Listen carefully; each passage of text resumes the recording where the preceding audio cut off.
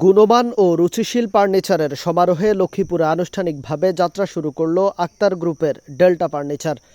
শনিবার সন্ধ্যায় ফিতা কেটে ও দোয়া অনুষ্ঠানের মাধ্যমে পৌর শহরের বাগবাড়িস্থ এনআর গ্রিন টাওয়ারের দ্বিতীয় তলায় এ প্রতিষ্ঠানটির শোরুম উদ্বোধন করা হয়।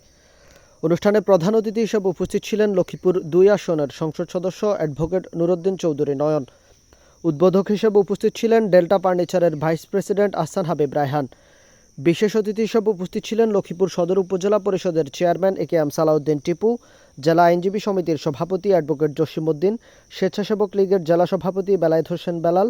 প্রধান আলোচক হিসেবে উপস্থিত ছিলেন টুমচর মাদ্রাসার প্রাক্তন অধ্যক্ষ মাওলানা হারুন আল মাদানী। ডেল্টা ফার্নিচার্সের বিজনেস পার্টনার মোহাম্মদ সজিব হোসাইনের পরিচালনায় অনুষ্ঠানে সভাপতিত্ব করেন Alhaj M A Gafur. Delta furniture লক্ষ্মীপুরের শোরুম ইনচার্জ মোহাম্মদ সজিব হোসেন বলেন, আধুনিক ও রুচিসম্মত ফার্নিচারের সমন্বয়ে আমাদের শোরুম। এখানে চেয়ার, টেবিল, খাট, আলমারি, ওয়ারড্রব সহ সকল প্রকার ফার্নিচার আইটেম রয়েছে। সকলকে আমাদের শোরুম পরিদর্শনের আহ্বান রইল।